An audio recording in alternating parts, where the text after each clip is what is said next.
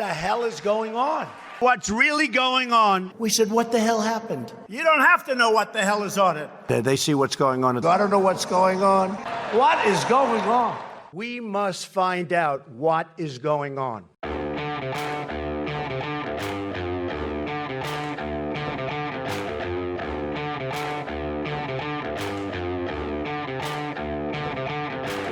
Hi, I'm Danielle Pletka. I'm Marc Thiessen. Welcome to our podcast. What the hell is going on? The last what the hell of the 2020 hellish election season. Marc, what are we talking about? We're talking about the hellish election season, which is coming to an end. So we are days away from the final voting, because actually the voting's been going on for quite some time. I've already cast my vote, but it's fascinating because we truly don't know what's going to happen on Tuesday. Right now, Biden is leading in the polls, but the race is tightening. It's tightened in a lot of the swing states that are going to decide this race, even though Biden's lead is greater in the national polls than Hillary Clinton's was. And many of the King swing states is tighter than it was back then. So it's entirely possible that Trump could pull this out, or it's entirely possible that Joe Biden could have a massive victory. What do you think is going to happen, Dany? You know, there comes a time in the election when I just start looking at stuff that sort of pleases my pre-existing prejudices as opposed to everything else. So I'm really focused on the Senate. I don't think it'll surprise anybody to hear I'm really hoping the Republicans keep the Senate. And then honestly, I will be much less concerned about who is at the White House.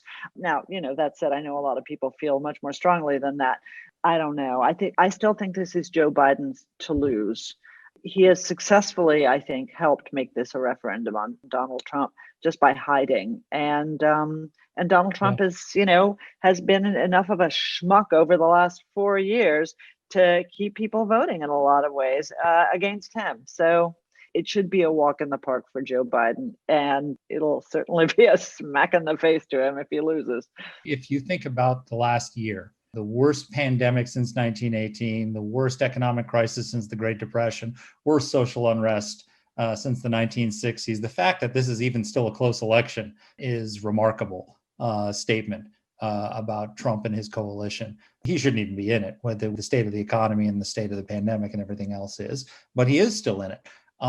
Let's do a thought experiment, which is if Donald Trump loses and if Biden loses, why, right? So my sense is that if Donald Trump loses this election, it will be not because of policies. It'll not because of things he did in the White House. It'll be because of the things he said. It'll be because of the Donald Trump we saw in the first debate as opposed to the second debate, that he never in his presidency made a concerted effort to expand his base rather than feed his base.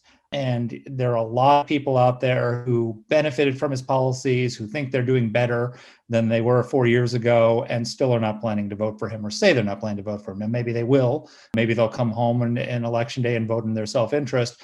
But until very recently, he's not made a great concerted effort to win those people over. If Biden loses, we're going to look back on this basement strategy as an absolute disaster. And, the idea that you can take 4 days off 14 days before the election to prepare for the debate is just a stunning statement. And he's making a gamble. It's a real bet that it's okay to cede the stage to Donald Trump because I want to make this a referendum on Trump anyway. So the more people see Trump, the better for me. And that's a real danger because he, in that debate the other night, Trump drew blood, for example, in Pennsylvania on the oil industry when Biden said that, yes, he wants to get rid of the oil industry. And, Donald Trump was in Pennsylvania in 3 different cities. He did 3 rallies, about an hour and a half each. So you're talking about almost 5 hours of Donald Trump on the stump in Pennsylvania, beating the crap out of Joe Biden over that. And Joe Biden's in his basement, not doing anything.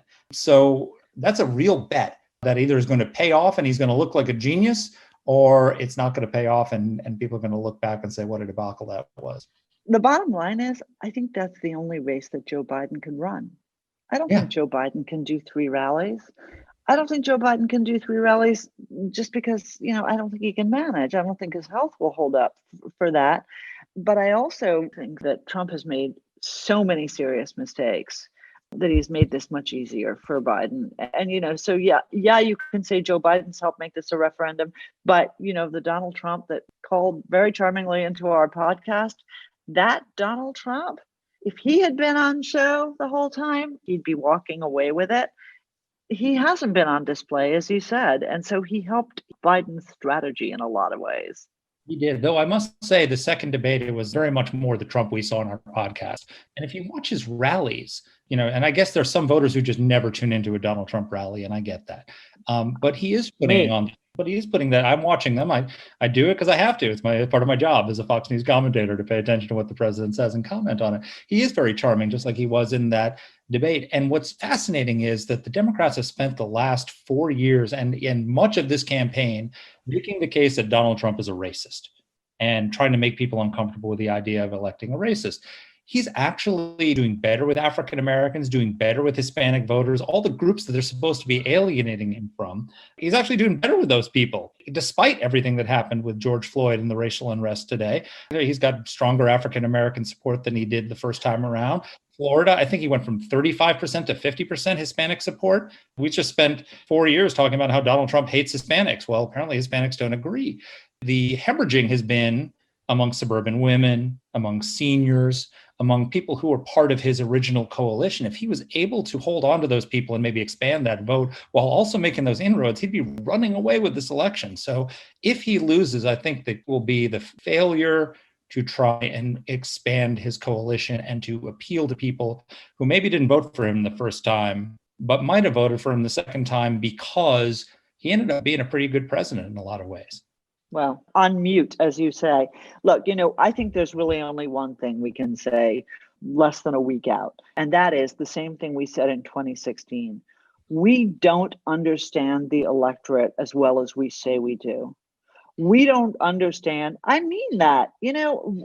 People always want to assign views to others based on their demographic, based on their color, based on their ethnicity, based on their race or their religion. First of all, that is just vile. But second of all, the notion that you can just lump, all Black men into the same place, apart from being degrading, it's just wrong. They have different things going on in their minds than the commentators on TV suggest that they do. They're actually Americans and they're thinking about this and they're voting based on interests that are perhaps not wrapped up entirely with their skin color. And that's the way it should be. But it is amazing that we still have this conversation 4 years after Donald Trump won the first time by appealing to a group of people who no one knew existed. Well, he did. So, maybe he knows something we don't know. But anyway, we've got the perfect person to help us untangle all of this and to give us a crystal ball to look into for what's going to happen next Tuesday. Sean Trende is an American journalist. He's a political analyst. His specialty is elections analysis. He's the senior elections analyst at RealClearPolitics. He's been all over the networks. We talk about his work all the time. He's also a visiting fellow at AEI. And who better to have right before the elections? Here's Sean. Well, Sean, welcome to the podcast. No, thanks for having me. So we are literally days away from the 2020 election, which everyone, whether they're Republican or Democrat, seems to agree is the most important election of our lifetimes. Donald Trump is trailing in the polls, but tightening. Does he have a path to victory? Well, first, let me say, thank God we are almost to the end of this interminable election season.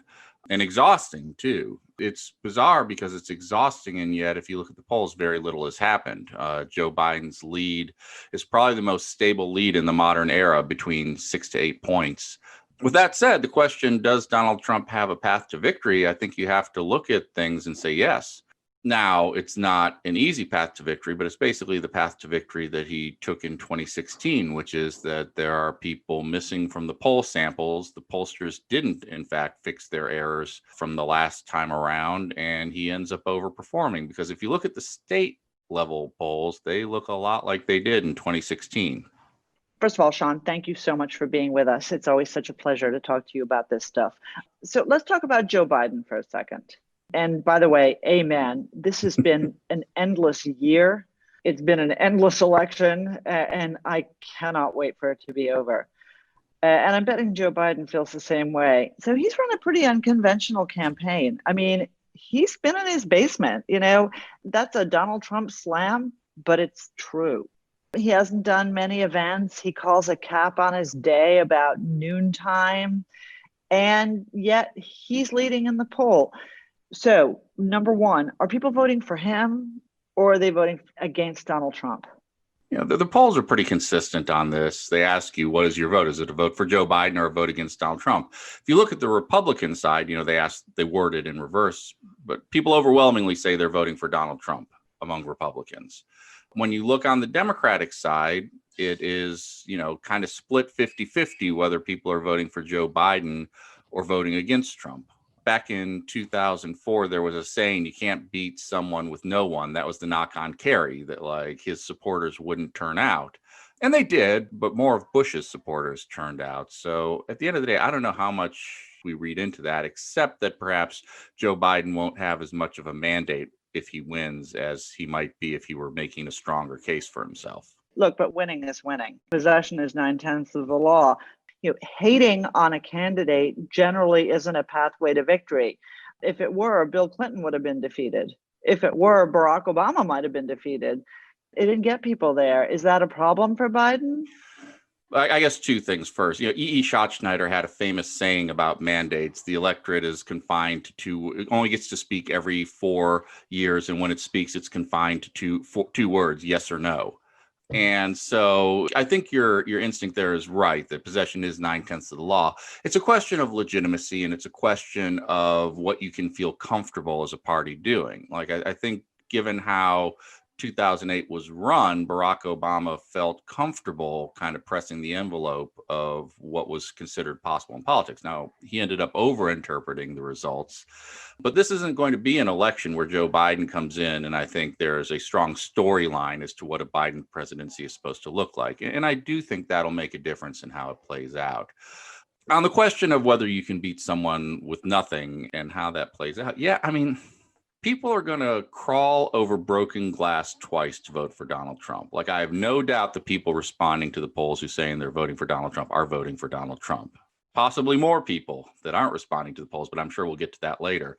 The people who saying they're voting for Joe Biden because they just don't like Donald Trump, I would imagine a lot of them, almost all of them, will come to the polls, but it's not the same motivator as I love this guy, which was the motivator for someone like Barack Obama. Joe Biden took 4 days off the campaign trail to prepare for Thursday's debate. The other day, on Monday of this week, Donald Trump did 3 rallies in Pennsylvania and Joe Biden took the day off. If he loses, is this the modern equivalent of Hillary not going to Wisconsin? That people are going to look back and just see this basement campaign, this failure to go out as really a huge strategic error? Yeah, I understand why Biden is doing this. And I think the theory of the case is, look, people's opinions of Trump are made up and most people don't like him. So first, do no harm. And that does seem sensible, but there's an old saying about prevent offense. It prevents you from winning. And that's the risk that Joe Biden is running right now, that, Donald Trump is out there just, pounding the pavement, running multiple rallies a day. Whether he should be doing that under the pandemic is a different story, but he is. And where it really kind of starts to puzzle me is Democrats have traditionally been very dependent on things like door knocking, the get out the vote effort, running the buses to churches and assisted living facilities and getting people to the vote that way. But, if Joe Biden is doing drive-in events like one a day, can he get that energy going? I think that's going to be one of the knocks on him if he doesn't win, is that, you didn't do what you needed to do to get your base out. One of the things that is really interesting, there's always conventional wisdom about this, the most important election of our lifetimes, like the last election, which was the most important election of our lifetimes, like every freaking election, which is the most important of our lifetime. And that is that fundamentally the formula for Republicans is no longer going to work, that the nation is actually demographically trending Democrat, that I'm going to put this the way that one of my Democratic friends would, that the stupid white people who voted for Donald Trump aren't going to vote for him twice, and there aren't enough of them to make up for the smart suburban women who just aren't going to vote for him. So could you just talk a little bit about this whole group and throw in, Cuban Americans and Puerto Rican Americans and Black Americans. And by the way, don't let us forget to get to Kanye West. There's something going on with rappers, and I don't understand it, but we can get to that. There've been like 4 that have endorsed Donald Trump in the last week. Anyway, I'm a longtime skeptic of the demographics is destiny. I mean, I wrote a book about it almost a decade ago, which doesn't seem possible, but here we are.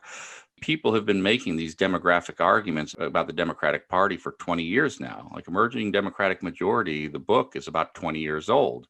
And at a certain point, you have to say, where is it? Like it's always around the corner, right? Like, okay, this is the election where it's going to happen. Oh, no, like we elected Donald Trump and the largest Republican majority for a president in almost 70 years in a Republican Senate, which is what happens in 2016. Like, I don't see how you square Donald Trump winning in 2016 with these demographic arguments, because it's not supposed to be possible.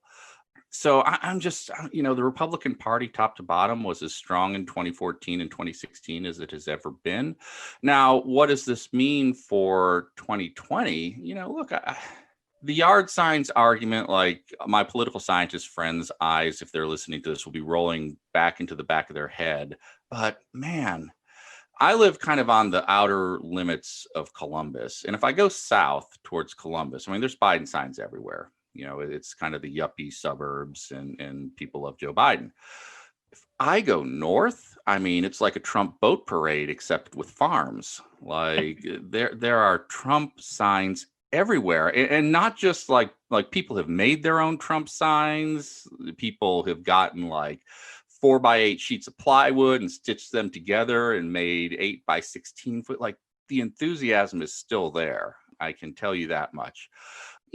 At the same time, I think Trump does have to worry about the erosion that he suffered in the suburbs. If he hadn't suffered this erosion in the suburbs, he would be en route to pasting Biden in this election. But, the reasons that he has lost ground here are well rehearsed.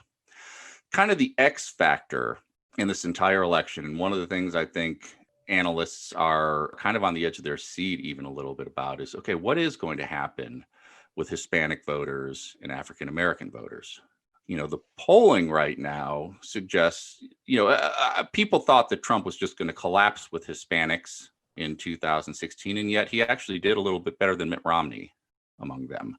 And he did better than Mitt Romney or John McCain among African Americans. Now you can say, okay, Barack Obama wasn't on top of the ticket, but that's where this election becomes interesting, because if he hits 11 or 12% among African Americans, which the polls are suggesting is possible, if he goes up to, low to mid 30s among Hispanics, suddenly he's performing about as well as George W. Bush was in his campaigns, except with a very, very different message.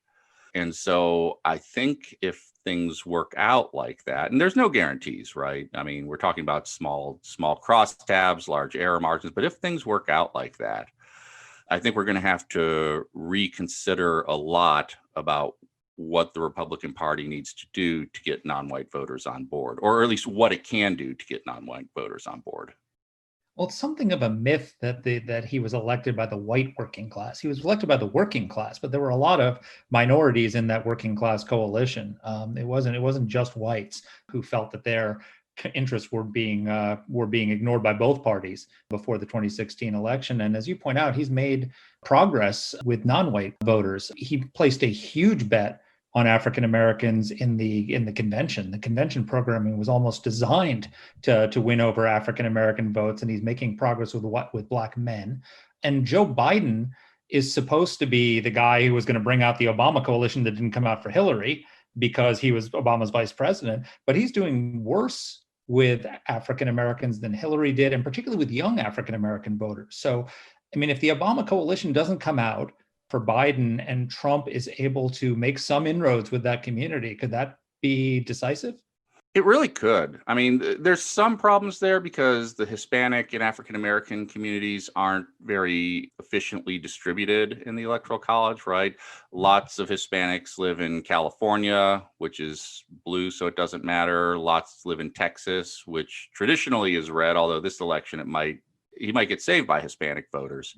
But you hit the nail on the head. It's younger voters, especially younger male voters, that he seems to be making some degree of inroads. And it gets back to a fight I had, a big one back in 2013, where, we had the famous autopsy after Mitt Romney lost, and a group of Republican strategists got together and said, to win elections, Republicans have to do outreach to Hispanics. They need to embrace comprehensive immigration reform, so forth and so on. And I read that, and look, I independent of demographic and political considerations, I mean, I like immigration reform. I'm pretty liberal on that. But I looked at this and just thought to myself, like, first off, you're never going to out identity politic the Democrats. Like, however far left you go on immigration, they're able to go further to the left. It's sort of every now and again, every cycle, there's stories about how the Democrats are going to make inroads with evangelicals, and they do this outreach effort. And I just think to myself, like, no, because however far right they go on issues that appeal to evangelicals, Republicans will say thank you for those issues and move further rightward and still win 75% of that vote. So what I kind of was thinking was that, you can appeal to Hispanics as Hispanics or African Americans as African Americans. I don't know that works. Or you can make the more class-based appeal, become a little more economically populist in your rhetoric.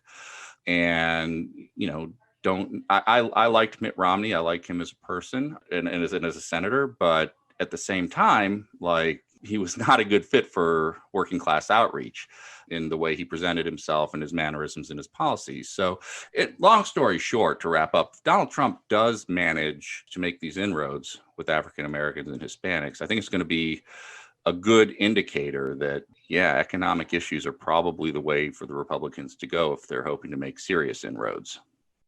So you brought up Texas. I mean, Texas for me is Brazil. It's the hope for the Democrats that just never, ever happens. I think I've used that analogy before more than once. But, so, Beto O'Rourke, he was meant to be the man. And of course, he wasn't the man, although it was close. I mean, it was a 3-point victory for Ted Cruz. So, okay, Texas probably goes GOP for the presidential. But it raises the question, where are we going to end up in the Senate? Because this, in my religious obeisance to the RCP site, I saw that one more Democratic seat got moved into the toss-up aisle, and it's now 46-47 for the Democrats to the Republicans. What's going to happen? Tell me everything. Yeah, so Texas is interesting. I mean, I think Cornyn will probably win fairly handily, but that's a state that's changing. And the thing a lot of people don't understand about Texas, they think of dusty roads and grizzled cowboys and longhorn cattle, and that's all there. Like, you go to Texas, you're going to drive around, you're going to see that. But not a lot of people live where that is. Something like 75% of the vote in Texas is cast in Dallas, Fort Worth, Houston, or San Antonio. Voting Texas is very much a suburban affair. So as the suburbs move against the Republican Party nationally, it swings Texas very, very fast. And that's why it's gone from not Romney winning it by 20 to being sort of a toss-up this time around.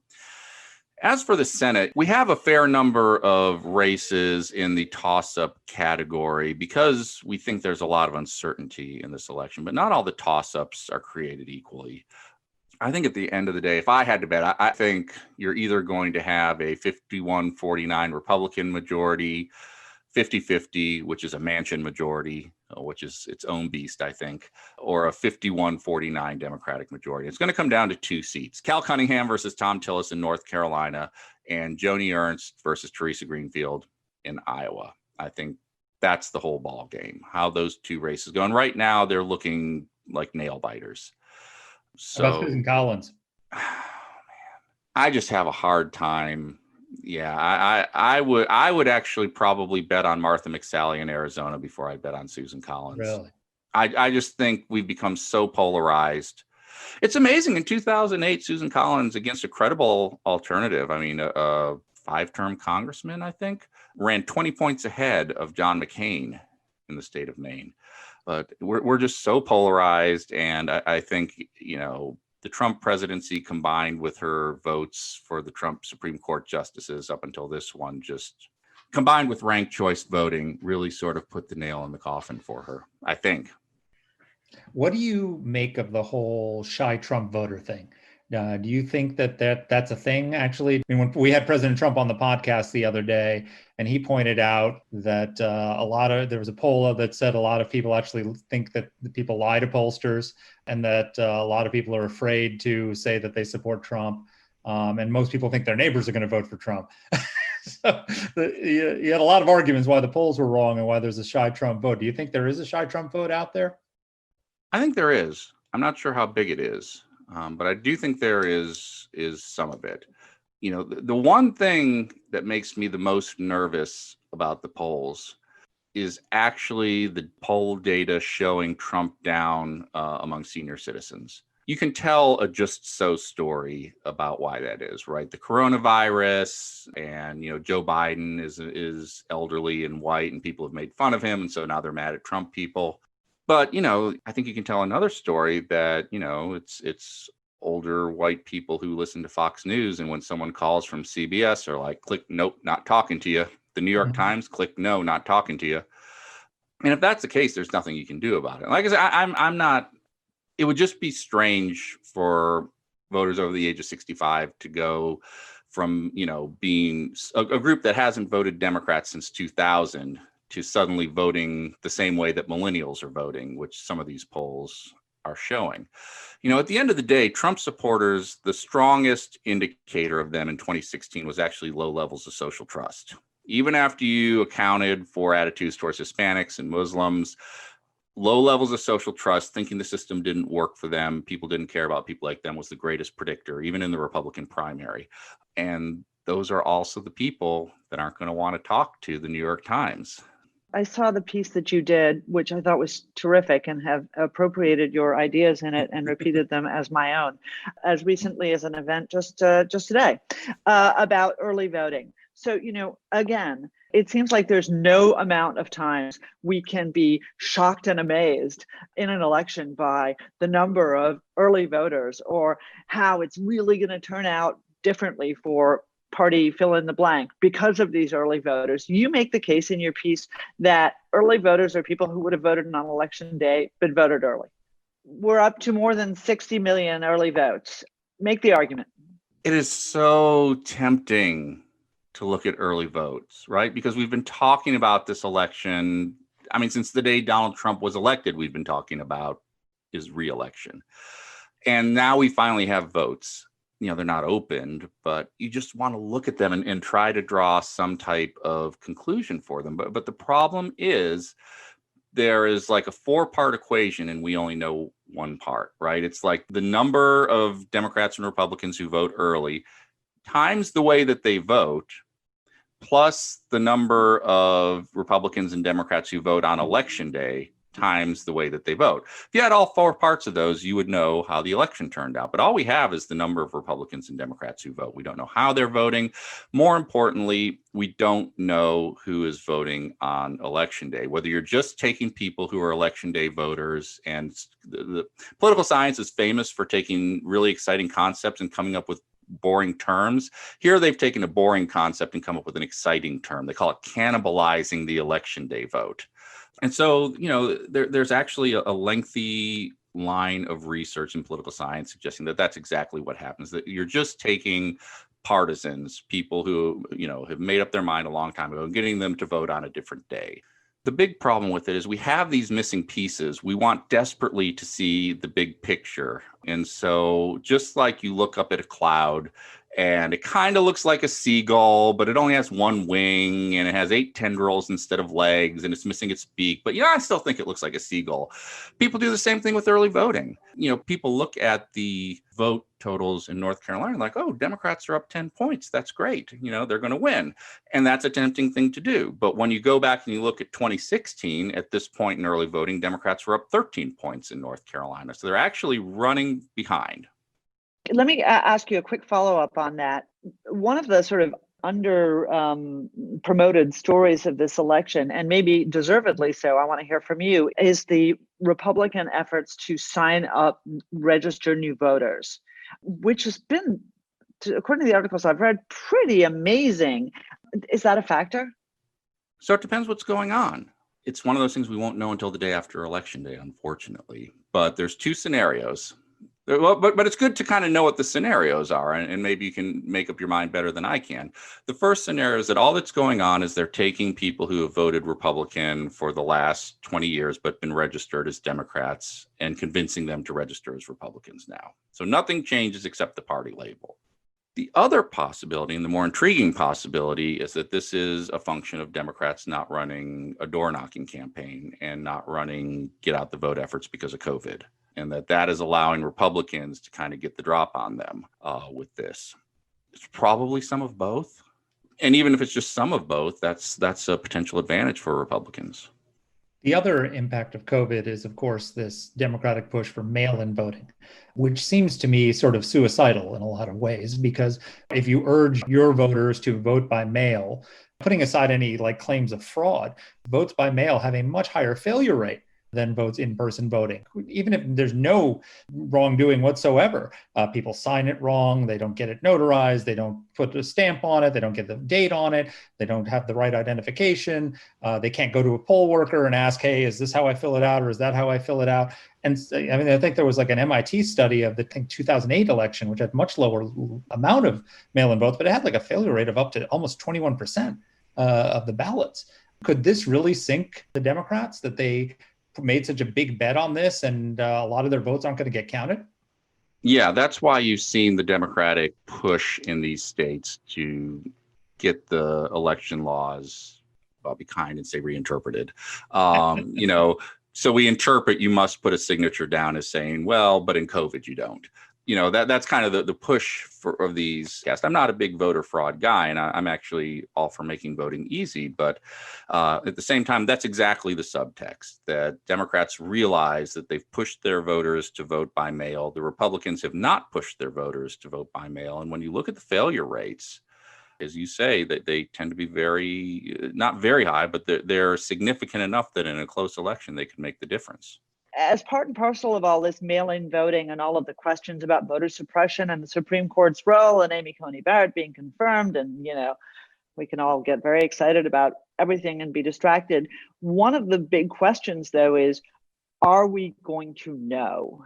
The worst thing about 2000 was just this endless, drawn-out battle and the uncertainty. And I think that the questions about legitimacy that it forced on the population that was already, sort of having doubts about government. What do you think? Are we going to know on Tuesday night? I sure hope so. What I tell people, if you're a praying person or you want to send good karma or good vibes or whatever, this is your target. Florida will count its votes very quickly. They always do. They're allowed to pre-process ballots, absentee ballots, so they know what's tossed and what's not. It goes very quickly. If Trump loses Florida, it's over. There are no realistic paths to victory for him where he loses Florida, because if he loses Florida, he's lost a bunch of other more Democratic swing states. If he wins Florida by more than, say, 3 points, he's almost certainly going to win the election. Again, he won it by 1 point in 2016. So you assume if he's doing better there, he's probably doing about the same or better elsewhere. It's that middle range that if he narrowly wins Florida on election night, if it's called, but he's up by 1 or 2, that means we're probably going to be litigating absentee ballots in Wisconsin and Pennsylvania and Michigan for the next month.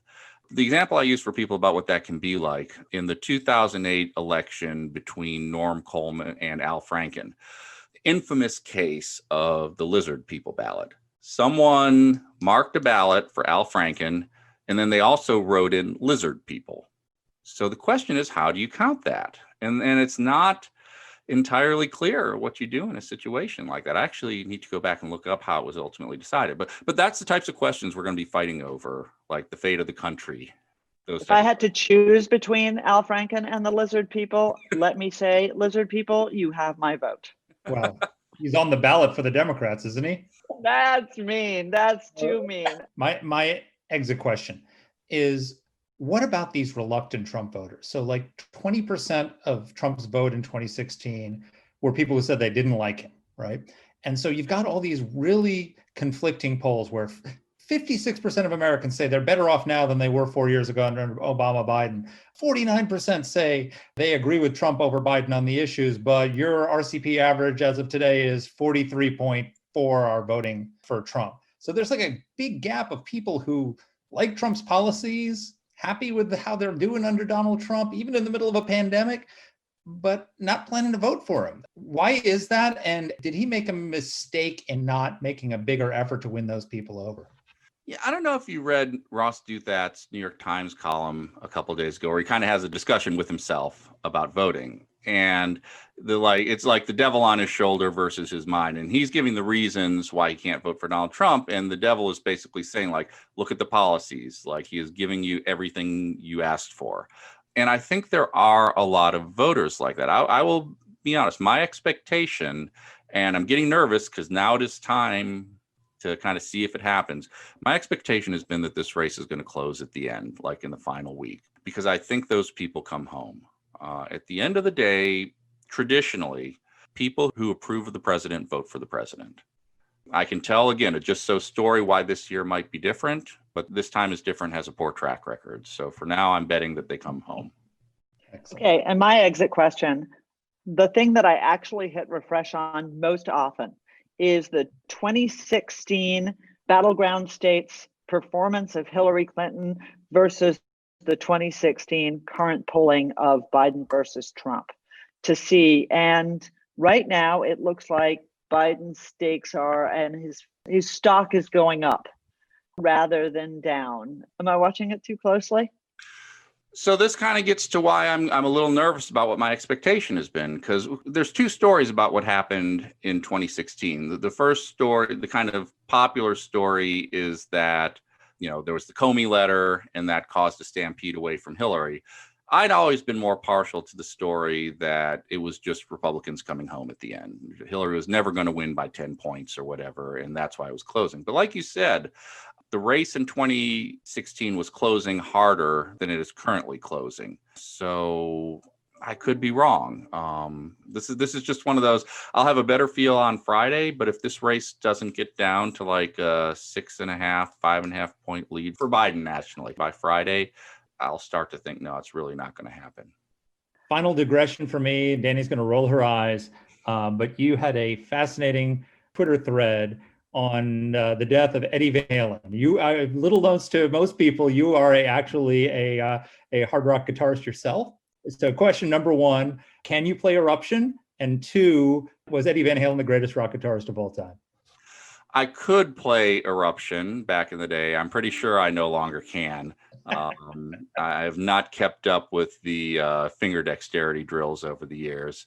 Was Eddie Van Halen the best? I would still have to go with Hendrix over him, but I would easily put Eddie. Me too. Thank you. I would easily put Eddie Van Halen in the top three.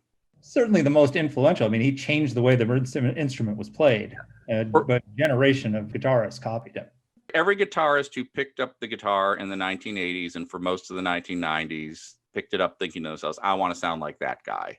And that is certainly a mark of greatness. We appreciate it. You're joining us for the podcast, and we'll hope you'll come back on after the election to explain to us what the hell happened. Happy to do so. So I don't know who's going to win the election, Dany, but the election for best rock guitarist of all time is definitely Eddie Van Halen. I don't know. I'm still in the Jimi Hendrix school of best rock guitarist, but I understand that you teen boys like to talk about this as you do your, what is that called, where you strum the guitar in the air, your air playing air guitar, your sad air guitar in your mom's basement. Oh my God! You show your age and your like cultural ignorance. I'm not a teen boy, and I never was, and I never will be. Bottom line from Sean, we really don't know who's going to win the election. Not just that we don't know who's going to win the election, but we really don't feel sure who's going to vote for whom. Well, I think We've done enough prognosticating, and we're coming up to the final decision when the actual American people get to make the actual decision. Let's hope that we find out on Tuesday and that we are not doing 3 or 4 more weeks of podcasts on how the election is going to turn out, and we could start analyzing the results and what it means for our country domestically and in foreign policy. They would be nice to turn back to away from politics towards the repercussions of politics, which is how we make this country stronger and safer, which is what we all want to do. A fine reminder, and everybody get out there, go and vote. Vote by mail if you have to, but not too late. Vote at your polling place if you can. Wear your mask, and we will see you after. Please let it be so. After the elections. Let us know if you have any questions, concerns, complaints about Mark, technical issues for Alexa, and otherwise take care as always. We should have said, Alexa, who's going to win the election? That's a different Alexa. Bye. And our team here at AEI is Alexa Santry, Matt Weinset, Jen Moretta, and Macy Heath. Let us know what topics you'd like us to cover. You can get in touch with the show by emailing us at whatthehell@aei.org. Or you can reach us on Twitter. I'm at @dpletka. And I'm at Mark Thiessen. That's Mark with a C. Please rate and review the podcast. If you like the show, please subscribe, share it, comment on Apple Podcasts, or wherever you're listening to this. Thanks for listening.